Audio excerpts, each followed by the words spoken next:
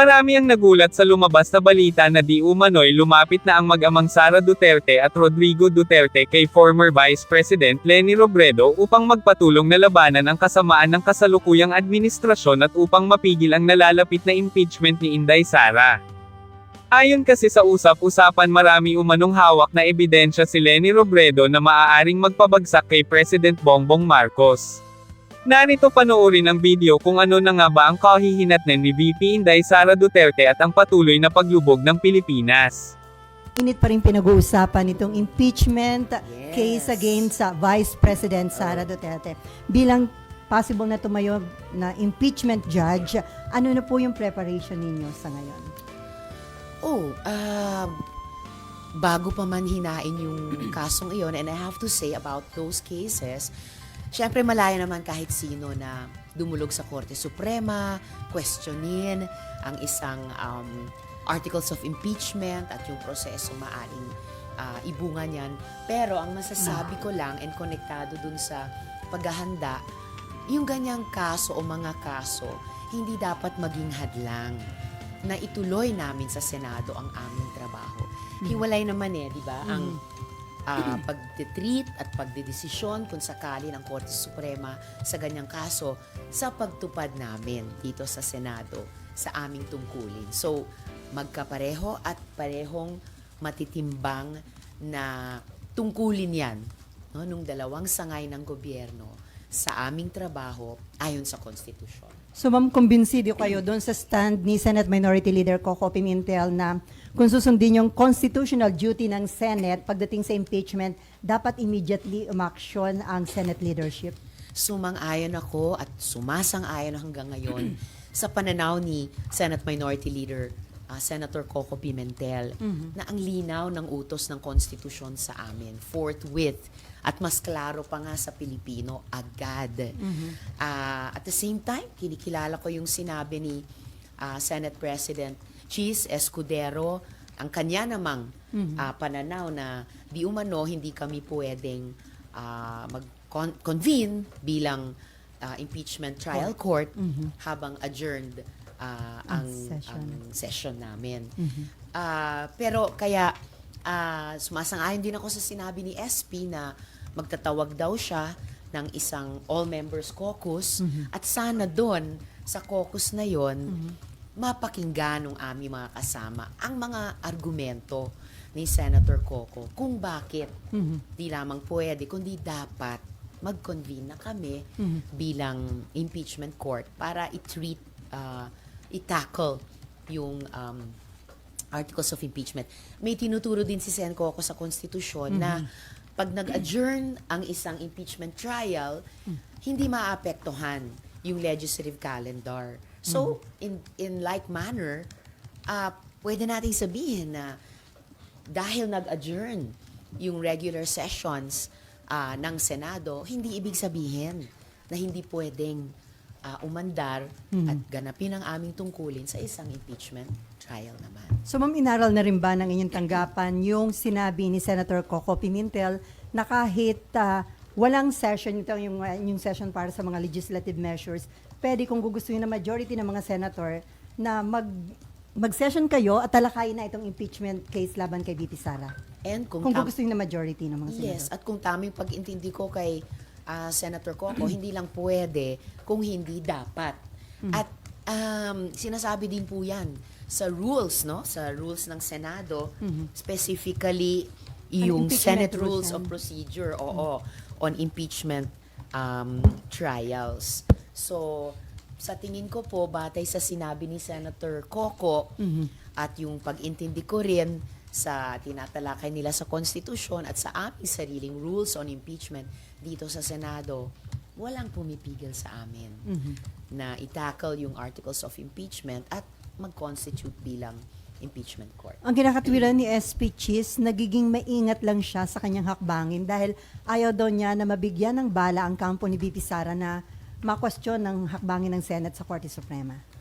Well, hindi na namin kinailangan intayin yon. Ayan, tumakbo na si VP Sara sa Korte Suprema precisely para hamunin yung impeachment complaint na yon. So in a way, the issues are joined. And muli, napapanahon sabihin, walang pumipigil sa amin sa Senado. Tuparin ang aming tungkulin sa ilalim ng konstitusyon. Ma'am, before RG, bukod sa inyo, sino pang ibang senador ang sumusuporta sa stand ni Senator Coco Pimentel at sa panawagang All Senators Caucus? Sa All Senators Caucus, hindi ko pa sigurado kung ilan pa ang sumusuporta sa ideyang yon. But I wouldn't be surprised kung majority na rin sa bilang. Ay dahil ilang beses na rin naman kaming nag-All Senators Caucus sa mga mahalagang issue na hindi kaagad pinagkakasunduan. And at this time, no, sa taong ito, ano pa ang isa sa pinaka-importante kung di itong tanong ng impeachment? Okay, RG. Even before the adjournment nung February 8, never po bang napag-usapan kahit sa lounge or informally yung matter of impeachment among senators? Kasi my point here is, do you think Senator Cheese, SP Cheese, will say all of the things and do all of the things that he has done and said so far without asking first yung kanyang mga kasamahan sa mayorya? Maaring kayo, hindi kayo natanong kasi minority kayo, pero yung mga kasama niya naman, parang ang hirap i-imagine na sasabihin niya lahat ng ginawa niya nang hindi man lang tinatanong yung mga kasama niya sa mayorya, di ba? Well, totoo na may pagka-consultative si SP as a Senate President should be. Kaya, ilang beses din na tuwing, kunyari, suspended ang session sa mga tumpukan sa floor or for that matter sa lounge, of course, magtatanong din siya sa amin. And in fairness sa kanya, kahit sa amin sa minority ni Senator Coco, anong pananaw namin sa ganito o ganyang issue. So, hindi ako magugulat kung nagkonsulta rin siya. And kahit kami, bago pa man nahihinog itong impeachment process, na pag-uusapan din yung pananaw ng bawat isa tungkol sa posibilidad noon ng isang impeachment process. So all the more, umaasa ako na matutuloy yung All Senators Caucus para dun man lang sa caucus for starters, mapag-usapan, itutuloy na ba natin yung impeachment trial? And I think na nasabi na ni SP, pwedeng sa June na daw, pag convene namin ulit, pag-resume. Pero sa tingin ko, at ito yung pwedeng pakinggan ng mga colleagues namin sa mga argumento ni Senator Coco, posibleng-posible at para sa akin, and I believe para kay Senator Coco, mas desirable at kayang gawin mas maaga sa Hunyo. But why would they want to do that now? Kasi why couldn't they have done it earlier if they really wanted it, diba? Kasi kung may boto talaga yan, kung may numero talaga yan, it could have been done as early as last month or early this month. February pa pala. Totoo, it could have been done earlier this month rather than hanggang ngayon parang napipinto pa yung desisyon kung gagawin na namin o hindi. But at least, kung gagawin na namin ngayong Pebrero o Marso, Abril, Mayo, mas okay na yon kesa sa Hunyo pa. So, once mabuo yung desisyon, tingin ko nga hindi lang desisyon, dapat obligasyon sa ilalim ng konstitusyon ng majority na bilang ng mga senador. Again, I don't see anything standing in our way. Ma'am, how would you address pala yung thinking that you are a sure convict vote because your party mates in the Akbayan are among the complainants in the in one of the earlier complaints? Akbayan was the endorser, not a complainant but the endorser of the first complaint. Pero bago pa man hinain nung aming mga allies sa civil society yung several impeachment complaints, bago pa man inendorso yung mga complaints na iyon ng iba't ibang mga representante sa House, nire-raise na namin dito sa Senado ng minority, nire-raise ko na rin yung mga issue ng transparency and accountability na ilan sa mga importanteng grounds ng iba't ibang articles of impeachment na inihain sa House. So, bago pa man sa mga party or partisan considerations, siguro mas doon nakabatay yung tingin ng mga mamamayan kung ano yung posibleng maging boto ko o boto namin.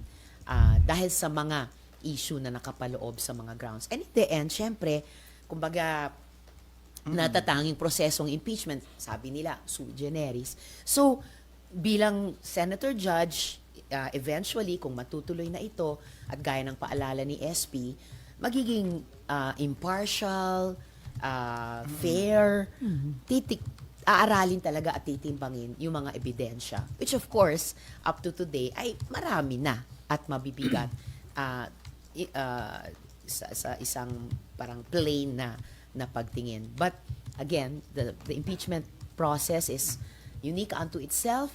So ako, excited akong gawin yung tungkulin namin and in that proper frame of mind. So can the Vice President and her supporters expect fairness and impartiality from you? Of course, she can. They can. As she could have and they could have sa mga previous processes na magkasama kami o nagharapan kami. And I expect no less from her.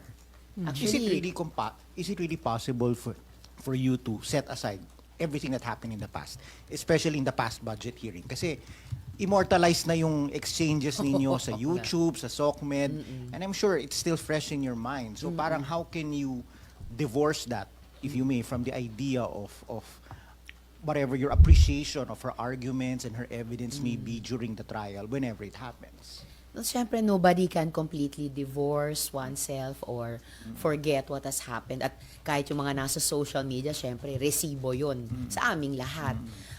But the point is, as has been done by senators before and senates before sa mga previous impeachment trials, yun yung hamon sa aming lahat at hamon din sa akin.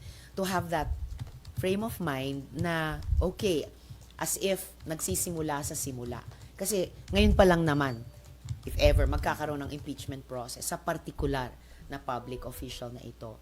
So, kailangan pakinggan ko, as it were, with new ears, isipin ko with a new mind. But syempre, dahil tao, and I think as a responsible legislator, titimbangin ko rin in comparison with previous evidence I have studied.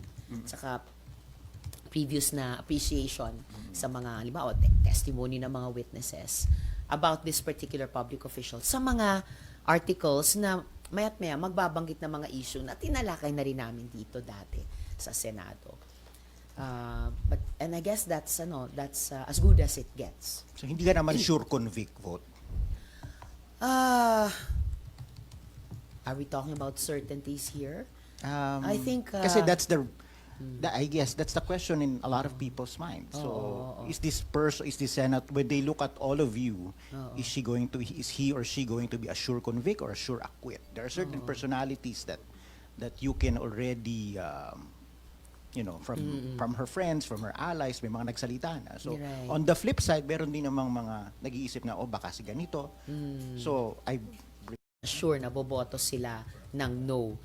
Ako, I guess the fairest I can say is that yung mga kababayan natin at yung mga colleagues ko dito sa Senado, I think what can be expected of me or of all of us is to make the best decision we can make. And then, yung track record na rin namin will come into play. How have we passed on issues before? And I tend to be a very consistent person in my work. So, I'll start from there. So too early to say na may judgment ka na, ma'am? I think fair enough to say na may judgment na akong namumuo the past several years na nakita ko sa performance Kahit wala ni pa itong impeachment. GP on the issues na inimbestiga namin dati or dinebate namin dati, some of which ay mga pumasok sa importanteng grounds ng impeachment. Okay. And then, before Mayan, so ma'am, si Attorney Calleja, ang sabi niya, di ba nag-adjourn kayo ng February 5, pero technically, pwede pa kayo nag-session ng 6 and 7. Correct. Para at least natalakay itong impeachment case against BP Sara. So sa tingin niyo ba, parang possible na may constitutional violation ba na nangyari? Or Oh, I hope not. Ang pakiramdam ko sa kung tao ang konstitusyon, kung tinitignan niya kami sa Senado, tingin ko parang ang ugali pa rin niya sa amin ay, napapanahon pa rin ngayon. Gawin niyo ang inyong tungkulin. Na huwag kailangang intayin ng Hunyo, but any day, any month now, mag-convene bilang impeachment court, i-tackle yung mga articles of impeachment na tinransmit sa amin ng House. in fairness sa kanila, sa araw na iyon, nung huling session namin. Okay, Mean, and then Cecil. Ma'am, just to clarify, sabi nyo kasi you assure VP na magiging fair kayo and objective, but you said also may judgment na kayo based sa performance niya. So, what does that mean? Ang namumuong, I hear from your voice na may pareho, similar tayong health condition. Sorry. Okay, so back to your question. May namumuo akong opinion tungkol sa kanya bilang public official, given the several important issues na imbestiga namin or napagdebatihan namin ni VP in the past several years. So, it's only human na that will come into play in my mind and memory pagdating sa impeachment trial. But, ang sinasabi ko kanina ay, for the impeachment trial, as for any judge or justice or sa ibang bansa, jury members, the challenge is, yun na nga, try to listen to everything and think of everything as if new, as if fresh. So, at least may ganong effort. So, Ma'am, aminado tayo, may nabubuo kayong opinion, Of but you will course. try your best to be fair and objective. Is that what you're saying? I have always tried to be fair. I have always tried to be objective. And I have always tried to be respectful sa mga witnesses, kahit sila pa yung pinatutungkulan ng investigasyon. And the same would be true if and when the impeachment trial gets underway. Okay. Ma'am, isa pa. Mabigat din kasi yung rason ni SP Escudero na kaya hindi nyo tinatakil because naka-break nga kayo, ma'am. So, paano nyo itatahi yun? Are you also one of the senators calling for a special session para nga po matakil nyo na yung articles of impeachment? Any proper mode na magpapakonvene sa amin ulit kahit naka-break ang legislative calendar para matalakay namin itong napaka-importanting usapin. Kasi di ba ang Kongreso, nagsasabatas siya, nag-iimbestiga ng reso, nagpapasa ng taunang budget. Siya rin ay dumidinig sa mga impeachment complaints if and when these are filed. So whether special session o at kung sino man ang mag-request nun, kami ba, Malacanang ba, for me, secondary yon. Ang primary ay sumunod kami sa utos ng konstitusyon. I am too happy dun sa tarang plano ni SP na gawin yung pre-trial pag-resume nyo ng June so that the trial itself will happen when the 20th Congress opens. Parang ganun na yung plano niya. So far. Sobrang matagal na yun, ma'am. Sorry. Medyo sobrang matagal na. And kapag ganun ang mangyari, ganun mag-play out, magre-renege kami na Senate of the 19th Congress na gawin ang aming tungkulin na dinigin itong articles of impeachment. And to be fair, not just to the public official who would be on the stand, most of all, at ito sa issue ng fairness, objectivity, impartiality, to be fair to the people. Kasi mga kababayan natin ay nagreklamo sa ganito at ganyang mga issue. Mga kababayan din natin nag-file ng iba't ibang impeachment complaints. And we as the Senate, like the House which did its duty on this matter of impeachment, we owe our kababayan to fulfill our duty on this impeachment process. Isa na lang. Kasi parang ang sinasabi naman ni SP, hindi naman masasayang yung oras nyo. Kasi yung pre-trial on June, kung mangyayari siya, is submission ng summons. Basically, maraming mangyayari. Amendments ng rules nyo. So parang yung 30 days nyo, pagbalik nyo ng June, is magagamit naman ng husto. Para daw pagbalik nyo ng July, trial proper, in 3 months, tapos kayo, October may verdict. So is it something na kaya nyong i-accept kung talagang... Hindi naman mahirap tanggapin yung usapin ng kailan, yung time frame. Kasi all throughout the 3 years of a Congress, dami naming pwede at dapat gawing trabaho. Pero usapin ng sino, yung casting. I mean, people are speculating, ihambing yung composition nitong 19th Congress Senate sa posibleng composition ng 20th Congress Senate. Pero lahat yan, ball in play or lahat yan fluid. Pero para sa akin, magiging malaking pagpapabaya sa responsibilidad namin, Senado ngayon ng 19th Congress, na gawin ang aming trabaho sa impeachment complaint na ito. Totoo, hindi masasayang ang panahon dahil magagawa namin yung mga preliminaries, pero hindi na namin mapapatupad yung rules ng impeachment trial dahil 20th Congress Senate na ang magpapatupad nito. Yes po, may problema. Okay. Sign language, tapos Okay na? subtitles. Okay.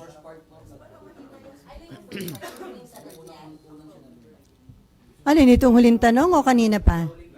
Huling tanong. Okay na? Okay na ngayon? It's okay. Ano nga yung huling tanong? Okay. Oo, yung Okay. from 19 to 20. Sige. So, kumbaga, masasayang, hindi yung usapin ng timetable or the when. It's the who na masasayang. Yung casting ng 19th Congress Senate. I know people are comparing yung casting namin ngayon at yung casting ng posibleng 20th Congress Senate dahil may intervening election and kung ano daw yung posibleng fortunes ng impeachment complaint comparing the 19th and the 20th Congresses. Pero ang masasayang ay yung magawa naming mga 19th Congress Senators, yung aming buong tungkulin. Kasi magagawa namin yung mga preliminaries all the way to formulating the rules. Pero hindi namin mapapatupad yung rules na yon dahil kung mangyari yung timetable na sinasabi, 20th Congress Senate na ang magpapatupad nito. And we, the current senators, would have reneged on our duty to hear this impeachment complaint. Sorry yes. Lang po yung sabi nyo na magiging pabaya sa responsibilidad ng Senado. So yun, kung Yun na nga, pauubayan namin na sa 20th Congress Senate pa ang didinig sa impeachment complaint na yon, kaming mga senador ng 19th Congress would have reneged on our responsibility to do just that now. Before Cecil, Marlon, and RG, ma'am, possible ba na kaya hindi na-actionan itong impeachment case against BP Sara aside dun sa stand ni SP na dapat may session, dahil naka-recess ang session, dahil din ba marami kayong kasamahan, re-electionist, umiiwas dahil maiipit sila kapag nagkaroon ng impeachment trial? Well, that's a fair consideration siguro sa kahit sinong re-electionist. Pero malay ba natin kung gawin ng ating mga mamamayan at botante na electoral issue itong impeachment? Kasi hindi lang simpleng political issues ang grounds for impeachment. Mga usapin talaga ng paggogobyerno, mga usapin ng transparency and accountability. So it could go either way. Yung pagtansya ng mga kasama naming re-electionist. And it's easier said than done, lalo na sila naman ang re-electionist. Pero over and above everything else, tungkulin talaga namin. And I suppose, isang basis para sa electability or re-electability ay yung pagtupad sa tungkulin. So mas mabigat yun, ma'am, yung agampanan ninyo, yung tungkulin ninyo sa pagdating sa impeachment kaysa dun sa iyong pagkampanya bilang re-electionist. Oh, that would be too easy for me to say and hard for them to say. Pero I think fair na magsing bigat yon. At lalo na nga kung maging election issue itong impeachment. Okay, Cecil, Marlon, and then back to RG. May two school of thoughts na sinasabi, may petition sa SC na huwag na ituloy yung impeachment and at the same time, madaliin yung proceeding sa impeachment. Ano po yung masasabi mo para mas mag-guide yung public to parang side, alin ba yung better? Mas yung Supreme Court ang gagabay sa ating lahat, pati sa amin dito sa Senado, dahil inutusan na nila kami, among others, mag-reply dun sa kaso ni VP Sara. And I have yet to hear. Wala pa din silang desisyon dun sa naunang kaso no, na padinigin sa amin yung impeachment complaint. So, Supreme Court mas ang magsasalita tungkol dyan. Ang masasabi ko lang sa ating mga kababayan ay yung napag-uusapan na natin na dapat talaga agad naming talakayin yung impeachment complaint.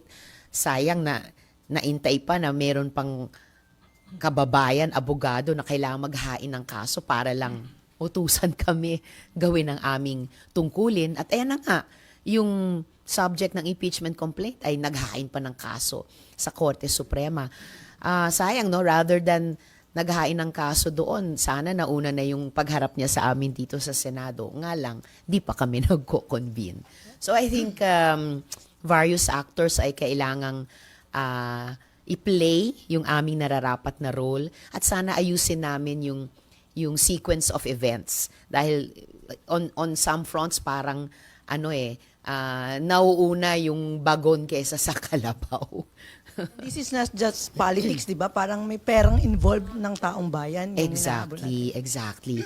Of course, people say, at tama din sila na impeachment processes are eminently political, pero definitely ang pera at buwis ng mamamayan na perang hinahawakan lang ng gobyerno para gastusin para sa taong bayan, that is more than a political issue, it's a governance issue at definitely subject ng mga proseso ng pagsingil ng accountability tulad ng impeachment. Na pag pinalagpas natin, it would set a bad precedent.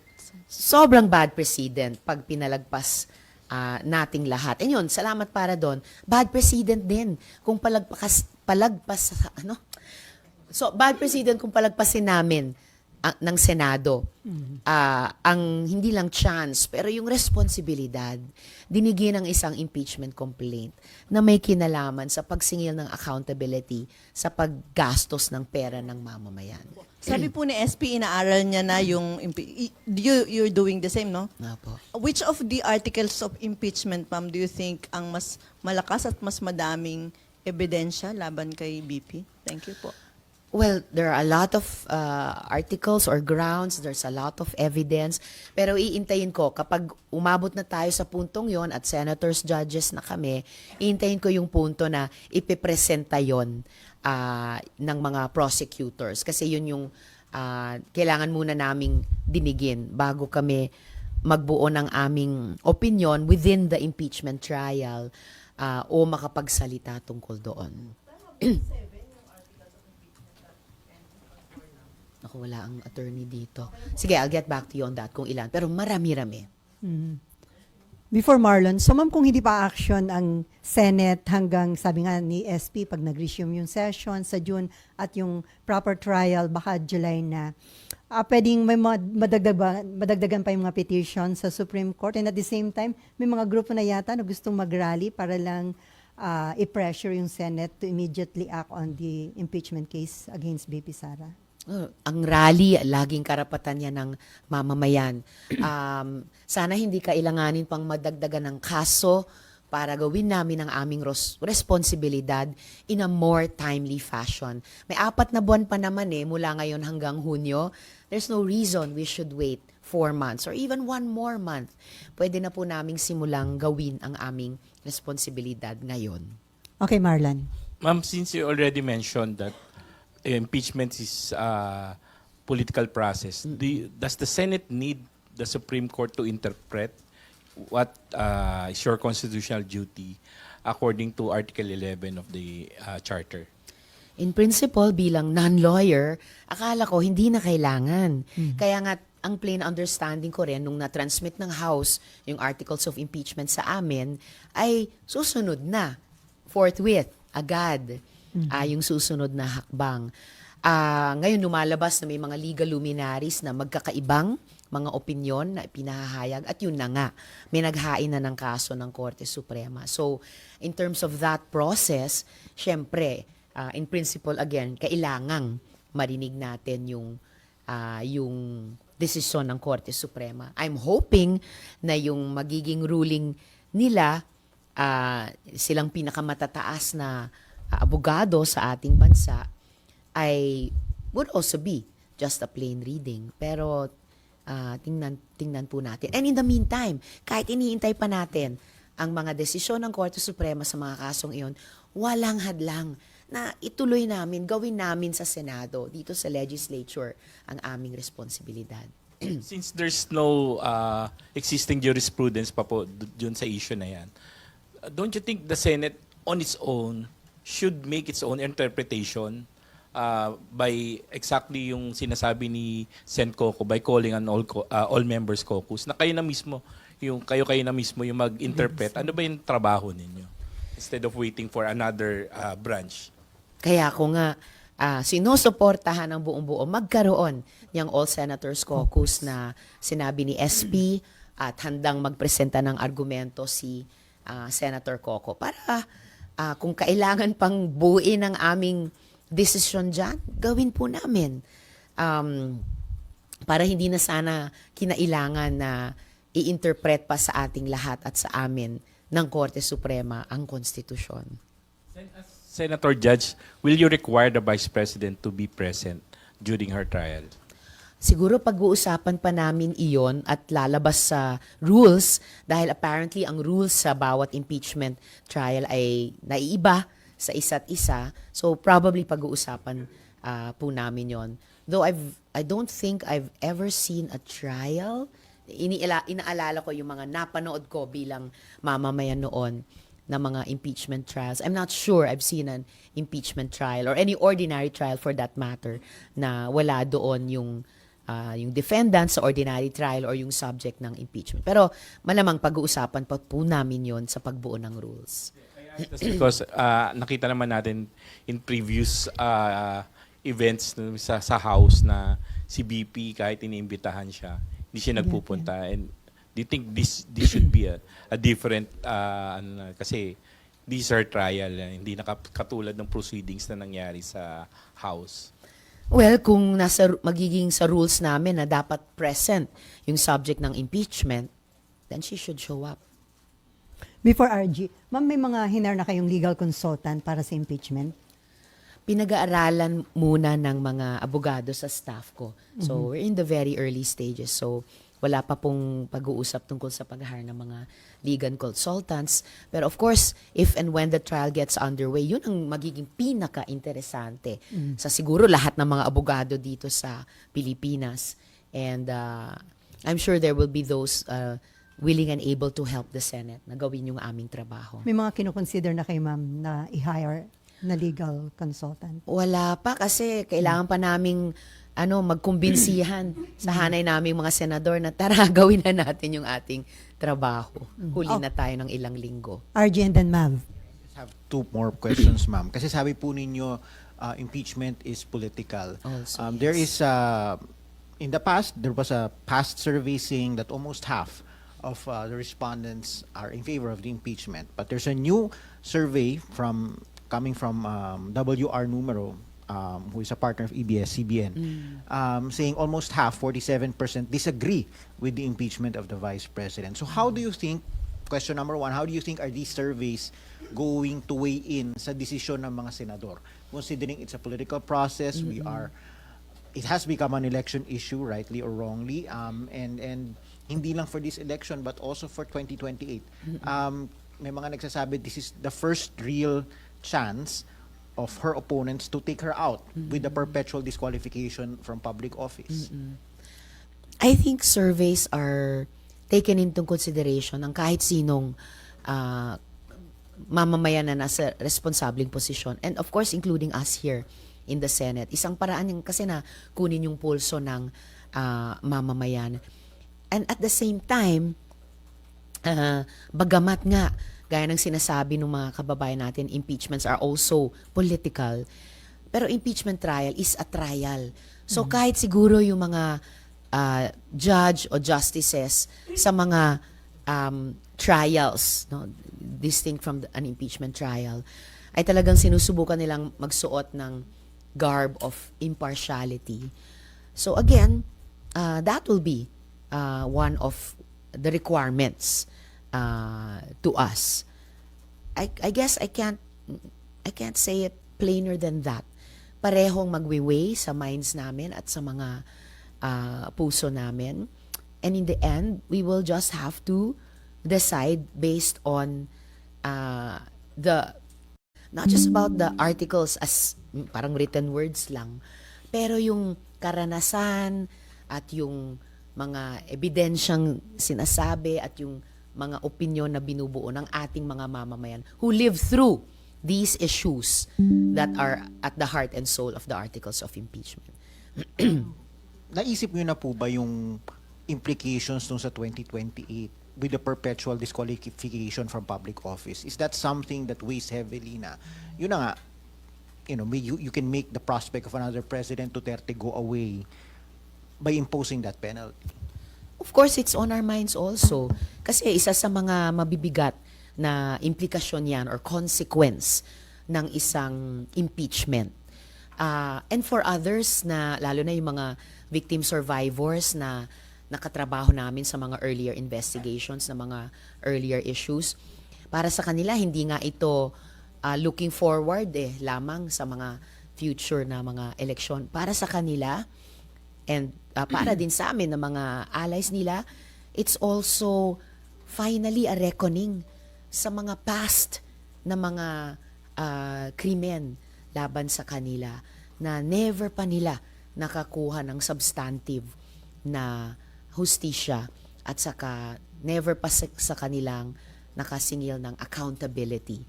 So, in a way, kung matuloy na yung impeachment trial, past and future will collide in the present.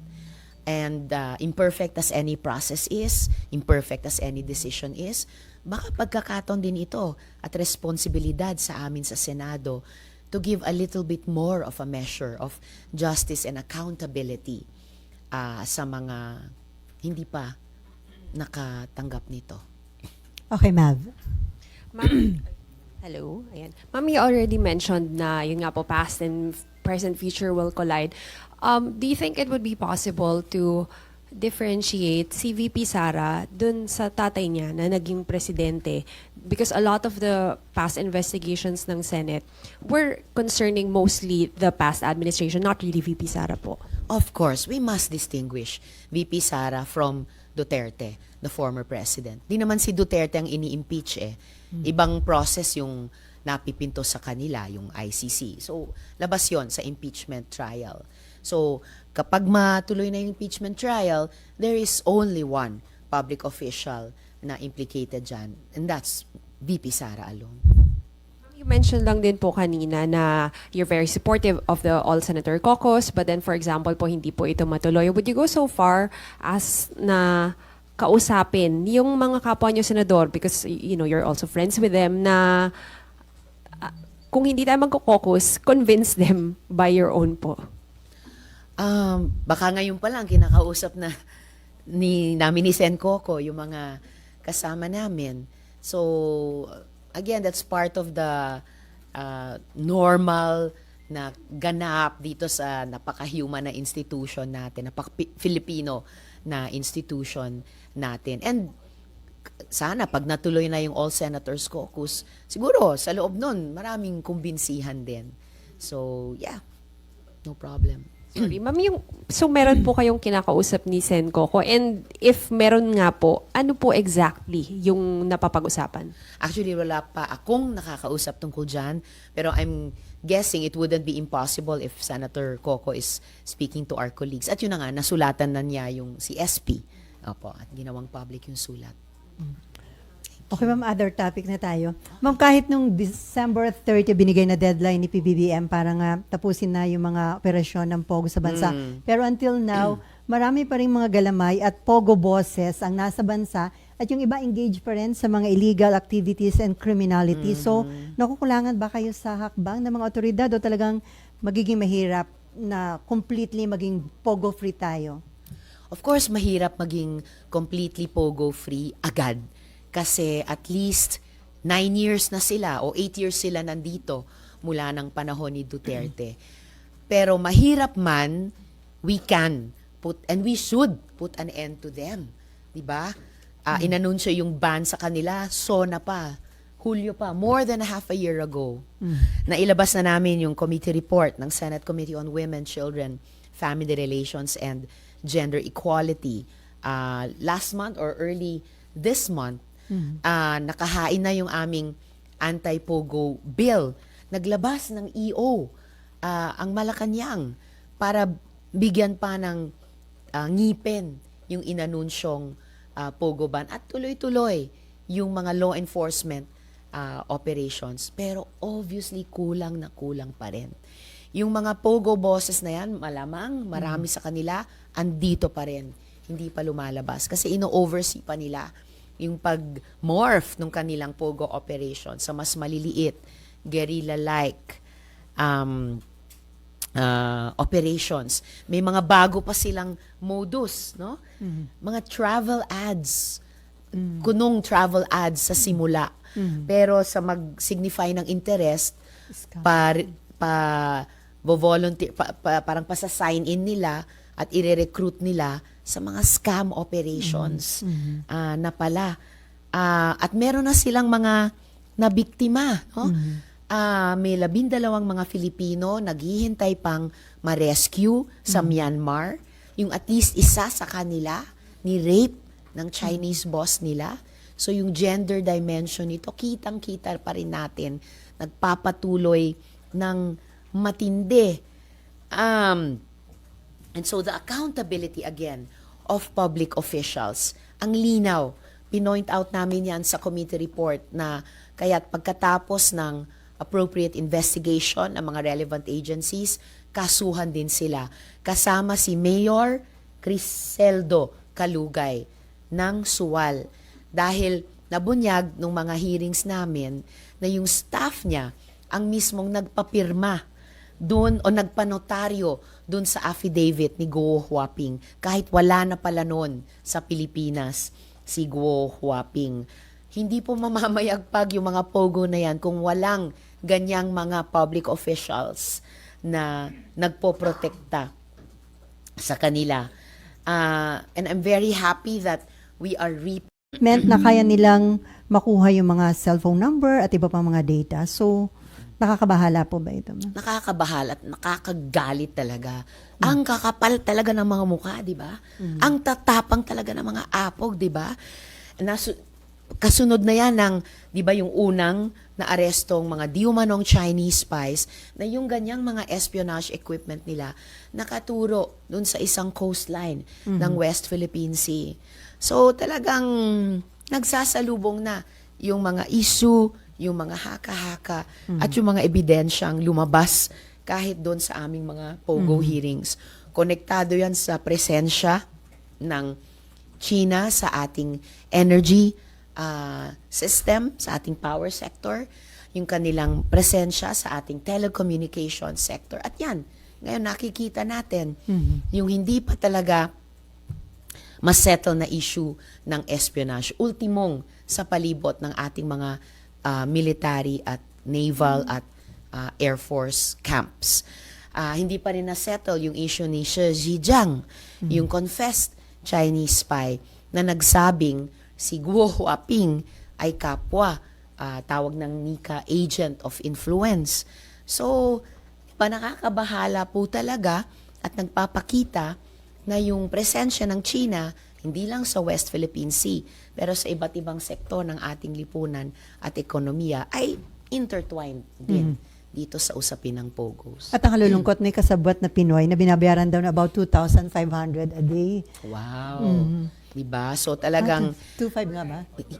tour guide. Tour guide. Wow! Baka ma-get yung mga totoong tour guides at operators natin, no, na sobrang nag-suffer at di pa nakaka-recover mula ng panahon ng pandemya. So talagang nakakalungkot at sobrang nakaka-disappoint at galit kung may mga kababayan pa tayong tumutulong sa mga Chinong ito na mag-espiya sa ating sariling bayan. Okay, Ace and then Marlon. Ace. Hello. Bukod dun sa travel scam, sa tingin niyo lumipat na itong mga pogo dun sa kidnapping kasi sabi ng PNP na yung sa international student nila na nakidnap possibly may kinalaman daw sa pogo. Tapos tumataas din by 40 na yata yung cases na may kinalaman sa kidnapping ng Chinese nationals. Thank you. Oh my God. Well, yung pag-ngidnap nila sa isa't isa, maaga nang lumabas yun na problema, di ba? Bago pa nating tuluyang at matinding inimbestiga ang pogo at yung epekto nila sa ating mga Pilipino. Pero kung yung nauna na nilang pagkikidnap sa isa't isa, at sabi noon kaugnay ng pagkakautang dahil sa gambling, kung yan ay may resurgence ngayon, tapos nangingidnap pa sila ng mga Pilipino, no? At kung mga estudyante pa, kung pumapatay pa sa mga driver o household staff nila, ay talagang nakakatakot. At kung yung kidnapping as a whole ay may resurgence dahil sa Pogo, so ayan, nakikita na naman natin kung paano ang Pogo ay naging pugad talaga ng iba't ibang mga krimen laban sa ating mga Pilipino at laban pa sa mga dayuhan dito sa Pilipinas. So, napakalaking public safety issue talaga. Okay, nice. Marlon. Ma'am, dapat bang payagan ng BI yung tinatawag na self-deportation? Kasi marami daw dun sa mga naaresto, hindi lang mga Pogo bosses, pero yung mga Pogo employees na mga Chinese who are being allowed na self-deportation, sila yung aalis sa Pilipinas? Or dapat po ba yung BI, yung gobyerno, yung mag-ensure na talagang pupunta sila dun sa destination nila? Kasi may mga reports din ng PAOK na nakuha na nagkakaroon ng parang stopover. At Yeah, doon, yung pag nag-stopover, nakakatakas yung mga na-deport na Pogo employees. And hindi natin alam kung makakabalik sila sa Pilipinas o pupunta sa ibang lugar para makapambiktima ulit. Oh, that's interesting and important. Lalo na kung yung stopover ay mga bansa, halimbawa tulad ng Cambodia, na dati ng hub ng Pogo at mula doon dito sila pumunta. At nung araw ng SONA, pagkatapos i-anunsyo ang ban, na-pick up yung chatter sa mga Chinese websites na yung mga Pogo dito ay naghahanda ng lumipat o bumalik sa Cambodia na naman. Na alam din natin na human trafficking destination para sa mga Pilipino na binibiktima sa mga Pogo at scam hubs doon. Importante din iyan dahil naging pattern din dati na halimbawa yung mga dineport mula rito, mula sa Pogo hubs dito, ay pumabalik lang naman. O kung hindi pa nakakaalis dito, halimbawa yung Pogo hub sa Porac, Pampanga, yung mga workers doon later nahanap sa Pogo hub doon naman sa Cebu. Showing yung interlocking directorates din ng mga Pogo hubs dito sa Pilipinas. Or yung mga na-rescue sa Pogo hub sa ibang bansa, inuwi dito, mga kababayan natin, nagre-repeat victimization doon sa ibang bansa. So, importante sana na kahit may so-called self-deportation, na in fact, isa sa mga unang ipinanawagan ng ating mga otoridad, syempre, kung lalabas sila sa Pilipinas, dadaan naman sila. Dapat, dadaan naman sa Bureau of Immigration. And for any vetting as well ng ating mga law enforcement authorities na innocent victim survivors ba sila, pa-self-deport, or nagkaroon ba sila ng criminal record dito, dapat malaman din, lalo na kung later on, magtutour na naman sila dito or papasok na naman bilang workers. At kung may ganong mga criminal records, either way, sana magkaroon ng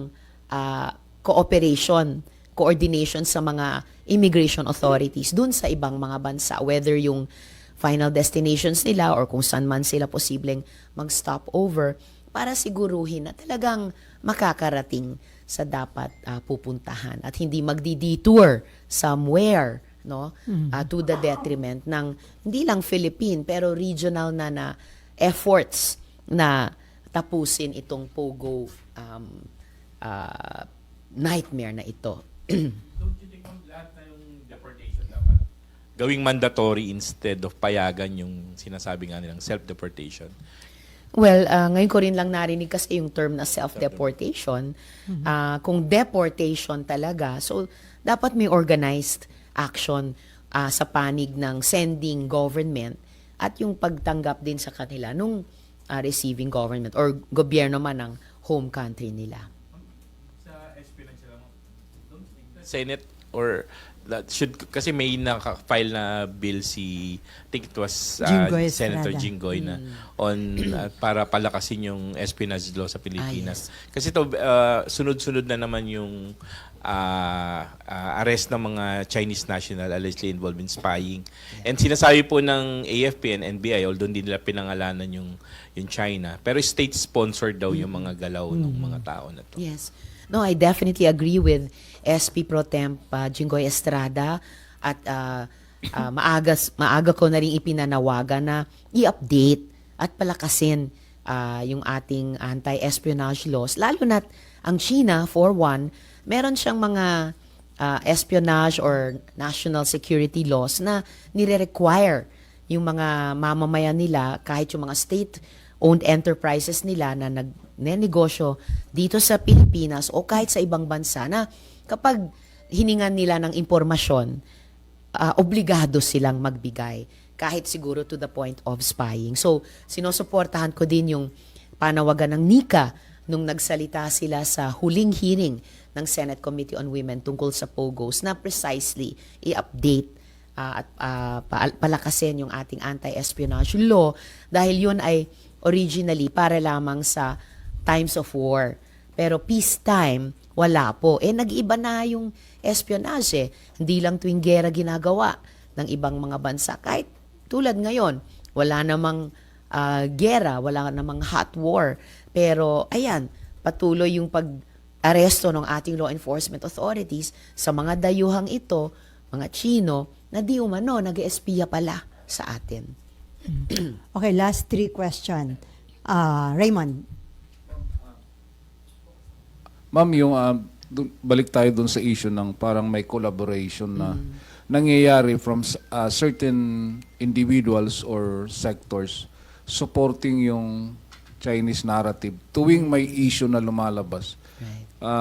Many times naobserbahan na yung social media natin flooded with Chinese narratives. Supposedly may mga sumusuporta sa kanila. How do you look at this na nangyayari instead of supporting yung Philippine stand? Kung minsan ay mas matimbang pa yung pagsuporta niyo doon sa narrative ng mga Chinese authorities. Iyan ay bahagi talaga ng influence operations ng China sa buong mundo. And we feel it very strongly here in the Philippines. Na tuwing bubuli nila tayo sa West Philippine Sea or merong anumang issue na may ginagawa silang masama o mali sa atin, maglalabas talaga sila nung kanilang mga propaganda na pinasisinungalingan yung nararanasan ng ating mga mangingisda o Coast Guard o Philippine Navy o iba pang mga kababayan. Ginagaslight nila tayo na hindi naman namin ginawa yon. And in fact, kayo, Pilipinas, mga Pilipino, ang lumalabag sa aming karapatan.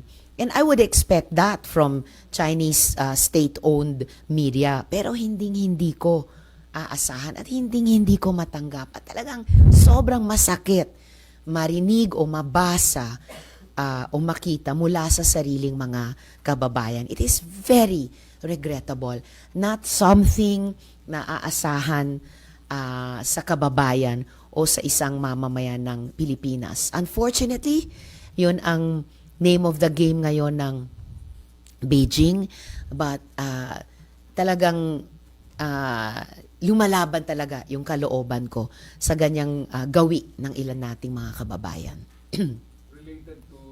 Related to the 2025 election, may mga grupo na nananawagan na huwag suportahan yung mga supposedly suspected o candidates who are suspected to be supporting yung Chinese narrative or masyado silang tahimik when it comes to issues regarding the West Philippine Sea and POGO and other issues related to the relations between the Philippines and China. Would you support such kind of call, ma'am? Partly. Yung mga tahimik, baka may iba't iba silang konsiderasyon. Although I think regrettable yung pananahimik dahil pag inaatake yung ating bayan, pag inaatake yung ating mga kababayang mangingisda o Coast Guard o Navy personnel, dapat nagsasalita tayo. Pero I would support that call dun sa mga sinasabing sumusuporta sa Chinese narrative. May termino nga kahit dati pa Manchurian candidates, yung mga sumusuporta o sinusuportahan ng Beijing. Kasi ang linaw na kahit sa mga napaka-recent issues, kung ganong kasama ng mga state-sponsored ng China na mga gawain dito sa ating bansa. Yan man ay POGO, yan man ay pakikialam sa ating energy sector, yan man ay pakikialam sa ating telecommunication sector, yan man ay tahasang pag-espionage laban sa ating bansa. So, at this point in time, klarong hindi natin kaalyado ang China. At kapag may importanteng proseso tayong gagawin tulad ng eleksyon, napipili tayo ng ating mga leader, dapat klarong para sa Pilipinas at national interest ang kanilang magiging paggogobyerno o pagpapasa ng mga batas at hindi para sa interes ng China na makakasakit sa interes ng ating bayan. Okay, Mav. Ma'am, you remember after po nung SONA ng presidente na sinabi niya nga po na ibaban na yung POGOs, there was a time na wala na talaga yung mga scam texts, parang Right. nanahimik po talaga lahat. Why do you think nagkaroon po ng resurgence recently? Yeah, napansin ko rin nga yan And it's really very worrying na totoo, dumadami na naman yung mga kababayan natin, kahit yung mga kamag-anak natin, mga kaibigan, nagre-reklamo na, wow, may resurgence na naman ng mga scam texts and messages. Kumpara nga nung panahon ng Hulyo, Agosto, nung nakaraang taon, ang daming ang nakapansin na, wow, talagang drop. Kung hindi man zero, steep drop ng volume ng mga scam texts and messages. Kaya may realization na, talagang revenue stream din yan ng mga POGO. So, kung yung pag-research niyan ay indication na nakahanap nga na naman ng footing at secure footing ang reinvented POGOs para sa sarili nila. So, bukod sa ang laking estorbo na naman ng scam text at messages sa atin, very worrying kung naka-land na naman on their 2 feet ang mga POGOs sa atin. Oh, and yes, dapat yung mga loopholes dun sa EO na nabanggit ko kanina, that was Executive Order 74, dapat ma-address. Lalo na yung provision dyan sa EO na iyan na excludes online games of chance conducted in PAGCOR-operated casinos, licensed casinos, and junket agreements. Pinoint out ko na ito kay ES Bersamin, meron silang ilang kinorekt sa EO, pero ito ay hindi pa talaga. At dapat maipasok ito sa ipapasa naming anti-POGO law. Dahil otherwise, maghahanap at makakahanap ng masusuotan, even in the law, yung mga POGO na iyan, sa pamamagitan pa ng PAGCOR. So,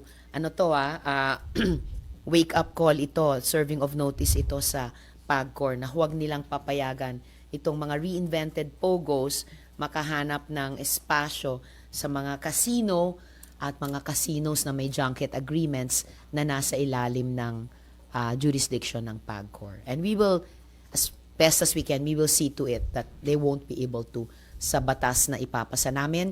And this is a call again to the executive na gawin din yan sa EO nila. From Seth. Okay. Do you think there should be a moratorium muna sa mga, lalo na yung mga online casinos, gambling, dahil nga po, alam natin, naglilipatan yung mga POGO, so this might be an opening for them? I think that would be a very good option to consider. Kung hindi makakatch up yung law enforcers sa pag-stamp out ng POGOs, kung may dangerous openings pa rin o loopholes sa EO, kung hindi pa naipasa ang batas, I think a moratorium would be a very good option for the executive to consider all the way from Malacanang to PAGCOR itself. Yes, why not? Bakit hindi nila pag-aralan yan? And then from Cecil, sabi nga daw ni Senate President Chis Escudero, dapat aralin din yung impact ng PIGO. Right. Agree. Pigo, Pogo, baka hindi lang isang letra ang difference. But first things first, ipatupad natin 100% yung Pogo ban as provided in the SONA pronouncement, the report ng Senate Committee on Women, yung EO, yung bill banning Pogos. Dahil kapag magawa natin yan, then mas mahusay din nating mahaharap yung legislative at saka any executive challenges na hinaharap naman dun sa PIGO naman. May pahabol lang na tanong si Amor Santos. Sinabi ni Senate President Chis Escudero he's not interested in the VP post and will turn it down if offered kung makonvict si VP Sara. And he also urged the impeachment proponents to do the same out of delicadeza. What is your take daw on this? I respect that. In fact, kung mag-prosper yung impeachment trial, yung pag-appoint ng kapalit na VP, labas na yan sa impeachment process eh. Para sa akin, again, first things first. Ituloy na natin yung impeachment process pagkatapos matanggap namin ang articles of impeachment na tinransmit ng House of Representatives. So, ituloy na natin yung impeachment process all the way to the impeachment trial sa panahon ng 19th Congress Senate. At meron daw ho ba kayong proposed amendment sa impeachment rules? Maaga pa, pag-aaralan pa namin yan sa pagbubuo ng rules nitong impeachment trial dahil ang rules ng bawat impeachment trial ay iba sa iba pa. At last na ba about politics, may mga ini-endorse ko yun na senatorial candidates. Yes. Ano yung chance nila na sa May 2025 elections? May fighting chance na. At may fighting chance sina former Senator Kiko Pangilinan at former Senator Bam Aquino. Pero talagang paghihirapan namin ito dahil mabigat ang mga nasa ulunan nila sa mga surveys at very, very well-funded yung mga nasa paanan nila sa lahat ng surveys. So, paghihirapan namin ito, but it will be worth fighting for to give not just Senators Kiko and Bam the fighting chance, pero yung ating mga kababayan na makapagsilbi sila sa ating mga kababayan sa 20th century, sa 20th Congress Senators. Huwag po tayong bumalik sa 20th century. Manatili po tayo sa 21st century. So, Kinakailangan po tayong mga Pilipino maging maisog sa mga madadilim na araw ngayon na hinaharap ng ating inang bayang Pilipinas. Nandiyan pa rin po ang problema ng patuloy na pagtaas ng presyo ng bilihin, ang kawalan ng trabaho at ang mababang mga sweldo. Bukod pa po dyan, ang problema ng lantarang korupsyon, hindi lang po doon sa 5,500 flood control projects na nagdulot ng baha na mukhang naging lawa ang buong Pilipinas, kung hindi po doon sa tinatawag kong institutional corruption, kung saan ang Kongreso mismo ang pinagmumulan ng korupsyon. Masyado po nilang binaboy ang 2025 budget na naging dahilan para tawaging pinakakorap na budget sa kasaysayan ng Pilipinas. Yung aking isinulong pong batas na universal healthcare na nagnanais na wala ng Pilipinong mamamatay dahil lamang sa kahirapan, bokya po sa funding. Ano pong binigyan nila ng pondo? Ang kanilang mga sarili. Dinoble po ang budget ng Kongreso. Dinoble ang budget ng Presidente. Tinanggal ang pera para sa pensyon ng mga kasundaluhan at kapulisan. Tinanggal ang pera na nakalaan para maging moderno ang ating hukbong sandatahan. Zero budget para sa kalusugan ng ating mga kababayan. Napakadilim po ng mga pangyayari sa Pilipinas. Dagdag pa dyan ang issue na nagiging diktador na po ang ating Presidente Marcos Jr. sumusunod sa yapak ng kanyang ama na diktador ng Marcos Sr. Sinusupil po ngayon ng mga vloggers. Ako po ngayon naninirahan in exile dahil nangako ang tambaluslos na pupulbusin ang mga Duterte at ang kanilang mga kaalyado gaya ni Harry Roque. Ang mga pobre mga vloggers gaya ni June Abines, sinerba ng search warrant, kinuha ang computer, kinuha ang laptop, kinuha ang cellphone para siya'y patahimikin bilang isang vlogger. Mabuti na lang, nag-ambag-ambag ang mga taga Cebu, ibinili ng bagong cellphone at ang bagong laptop para siya'y magpatuloy ng kanyang pagbablog. Papayag ba kayo na talagang patatahimikin ang mga kritiko dahil ang gusto nila manatili sa kapangyarihan forever gaya ng ginawa ng ama? At nang sinita sila ni Presidente Duterte sa Cebu na papunta na tayo sa diktadorya, nang gagalaiti sila lahat sa galit. Bakit? Dahil booking talaga ang kanilang intensyon. Nung maaga pa lang sa termino ng presidente at ninaisan nilang baguhin ang saligang batas sa paggamit ng pondo ng bayan para bilhin ang mga pirma ng ating mga kababayan, alam na natin na ang kanilang misyon ay Marcos Forever Part 2. Nagdududa ba kayo kung bakit nila talagang hinuyurakan ang pagkatao ni Inday Sara Duterte?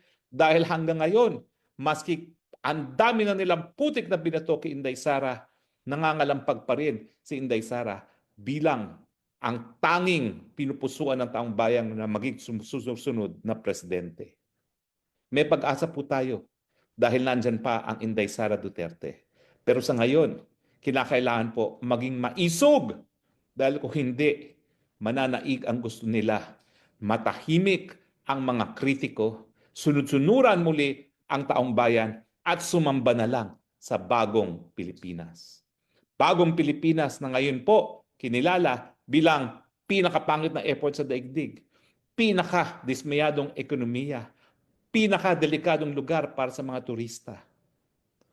Sa ekonomiya po, ang ating trade deficit sumadsad po sa pinakamababang figura at ang piso patuloy pong nawawalan ng balor. Mananahimik ba ho tayo? Hindi po.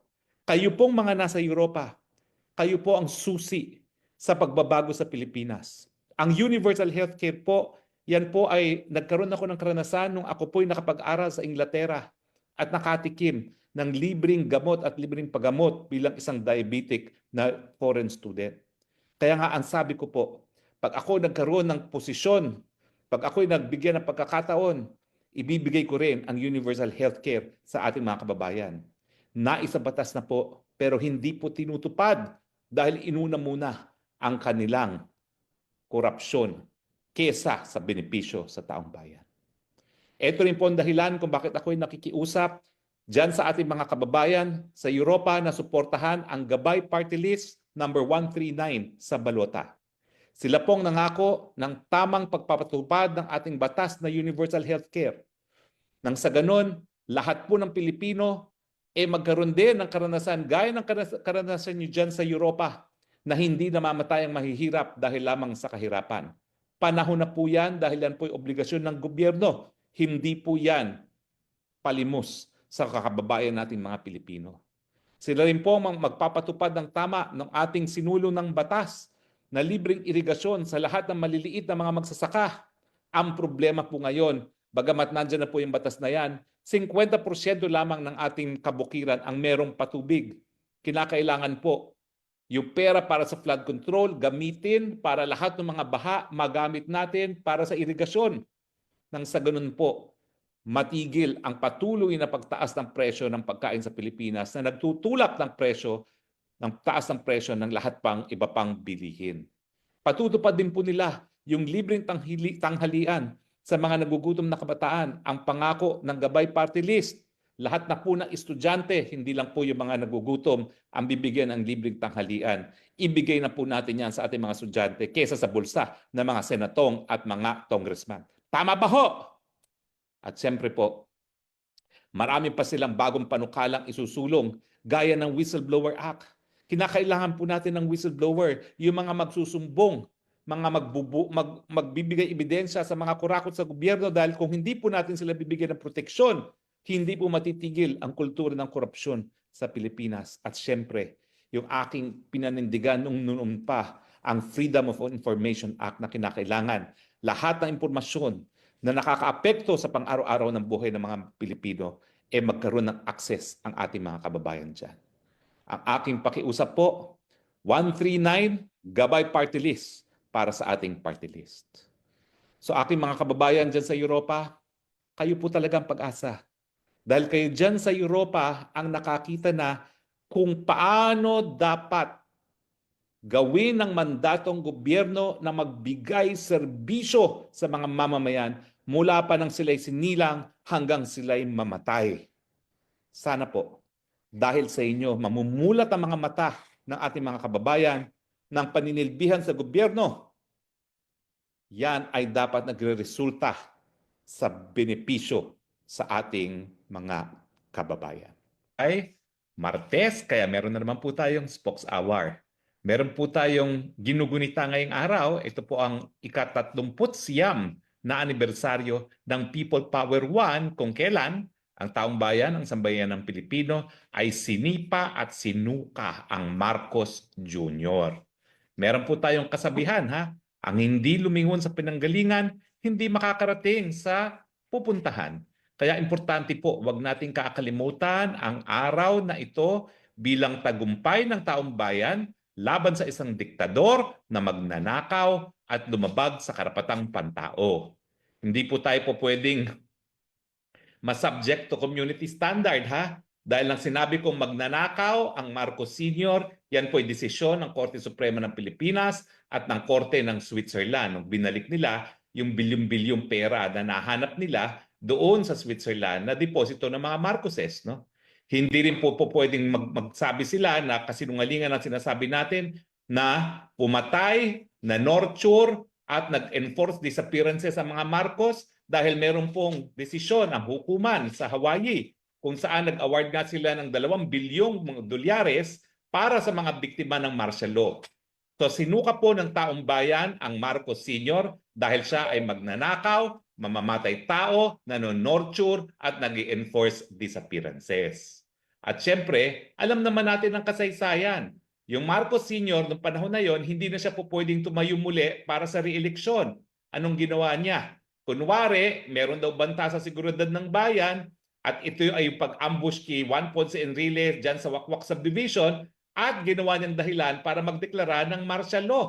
At siyempre, matapos madeklara ang martial law, pinasarado ang Kongreso at siya na mismo ang naging Kongreso. One-man Congress ang nangyari sa kanya at one-man executive.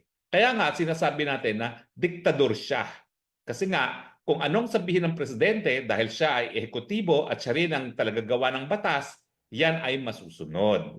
Alam din natin ang ating karanasan pag nagkaroon ng diktadorya. Unang-una, ang diktadorya payayamanin ng sarili at ang kanyang pamilya. Yan po ang legacy ng Marcos Sr. Nagpayaman sa posisyon, pinayaman ng mga cronies. At marami sa mga cronies ngayon, narariyan pa rin. Sila pa rin ang mga tycoon. Huwag niyo pong kakalimutan ang kayamanan nila galing po sa nakaw. Pangalawa, huwag natin kakalimutan, ha? Talaga pong pinagpiestahan ng kahirapan ng ating mga kababayan, lalong-lalo na yung mga magsasaka ng buko.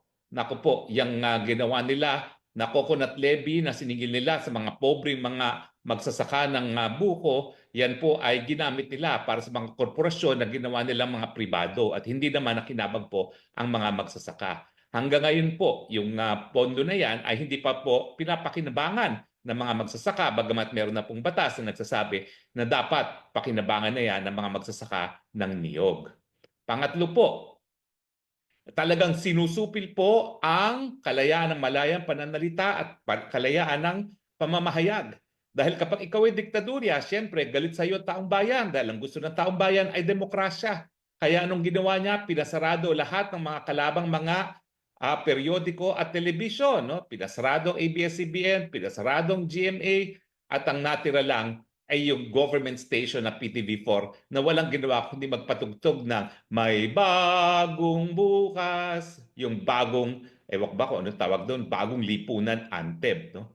At yan po ay mukhang nangyayari muli, gaya na nangyari sa pagpapasara sa SMNI at yung mga pananakot at bantang pagpapakulong sa mga vloggers.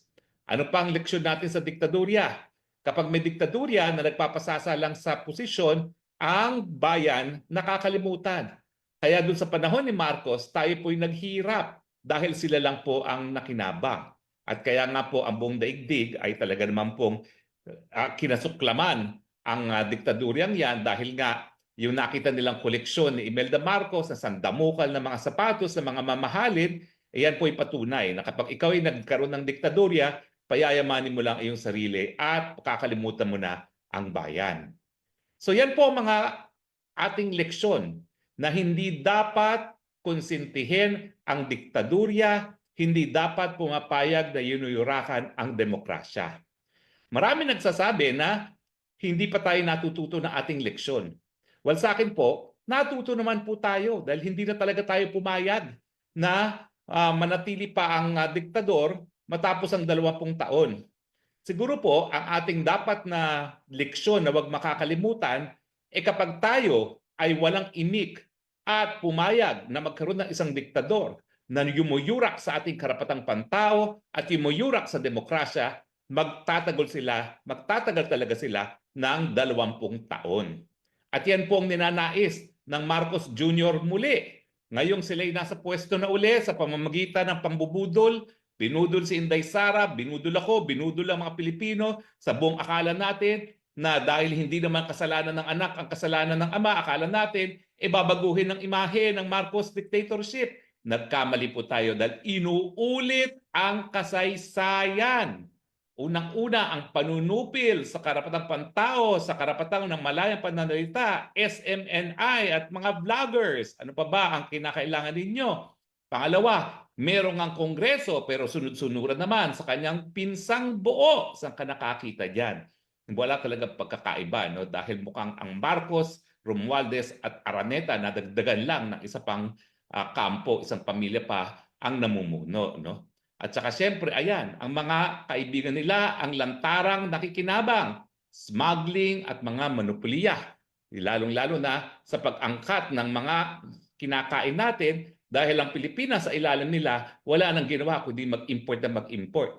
Huwag niyo po kakalimutan yan, ha? Kasalanan din yan ni Marcos Jr. 2 taon siyang nagpilit na siya magiging kalihim ng Department of Agriculture. Anong nangyari? Wala na ata tayong sapat na pinoproduce para sa ating pagkain. Lahat binibili na natin sa ating mga karatig bansa. At hindi lang po yan, no? Hindi na nga sapat ang ating production, lantaran pa ang smuggling. Dahilan para lalo pang naghihirap muli ang ating mga kababayan. Pero babalik po ako sa leksyon, ha? Ang leksyon, kapag nanahimik, kapag nagbulag-bulagan, kapag nagbigibingihan, tatagal ang diktadurya. Papayag ba kayo na ang ating talambuhay na naman ng Pilipino na sinusupil ang karapatang pantao, na pinakamatindi ang pagkagutom sa ating kasaysayan sa mahigit na 20 taon, na tayo ngayon ay pinagtatawanan dahil tayo ang pinaka-unsafe na syudad para sa mga turista, na ang ating ekonomiya ay walang pinupuntahan, samantalang dati-rati sinasabi isa tayo sa pinaka-promising na ekonomiya. Papayag pa ba kayo ng 20 taon na gaya nito muli? Pero ang Marcos record po, genetic na po yan. Pag hindi po tayo nanindigan at sabihin tama na, sobra na, hindi po sila aalis. At yan ang ating leksyon na dapat isa-isip at isa-puso. Nang bumalik ang diktadurya, ang kanilang layunin ay para manatili na naman sa pwesto, para pakinabangan na naman nila ang gobyerno at patakbuhin ng gobyerno na parang kanilang pribadong pag-aari. Ang tanong, matapos na pinakita natin na ang taong bayan ay po pwede magsabing tama na o sobra na, papayag pa ba kayo ng 20 taon muli na ganitong liderato? Sana po hindi. Dahil kapag kayo pumayag na naman na 20 taon na naman ng ganito, na wala namang ginagawa para magkaroon ng solusyon ng mga problema ng ating lipunan, mataas ang presyo ng bilihin, na kakulangan sa trabaho at mababang sweldo, talagang sarili na lang natin ang dapat sisihin natin sa ating mga hinaharap na kahirapan. Dahil tayo bilang mamamayan, bilang soberenyang taong bayan, ay kinukonsinte ang mga natutulog sa pansitan na mga namumuno at hindi lang natutulog sa pansitan, inaabuso pa ang karapatang pantao, binabaliwala ang kapakanan ng mamamayang Pilipino. Ang leksyon ng EDSA, ang leksyon ng February 25, huwag kayong nagbubulag-bulagan, huwag kayong nagbibingi-bingihan, manindigan kapag ang gobyerno ay hindi na gumagalaw para itaguyod ang interes ng nakakarami. Pag ang interes na sinusulong ay pangsariling interes, huwag na po tayong pumayag at huwag na tayong mag-antay na naman ng 20 taon. Dahil pag tayo nag-antay pa po ng 20 taon, talagang maiiwan na tayo ng kasaysayan. Ngayon po, dati-rate ang Pilipinas, numero 1 sa Asia. Ngayon po, sa Southeast Asia alone, halos lahat ng bansa ay naunahan na tayo. Mabuti na lang, merong bansang Cambodia, Laos at Myanmar at yan ay nasa likuran pa natin. Pero soon, ang Cambodia po, mukhang mauunahan na tayo. Dahil pagdating lang sa turismo, naunahan na tayo ng Cambodia. Mantakin niyo po yon sa Southeast Asia. Tayo kulilat na. Ang kasama natin ay Laos, Myanmar at East Timor. Papayag pa ba kayo dyan?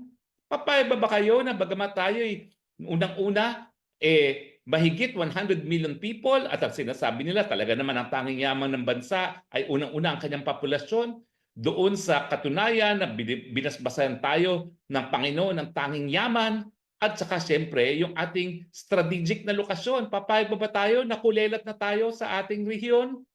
Talaga pong hindi magbabago yan kapag ang presidente hindi alam ang gagawin bilang presidente. Kapag ang presidente hinahayaan ang asawa at ang kamag-anak na nagpapatakbo ng gobyerno.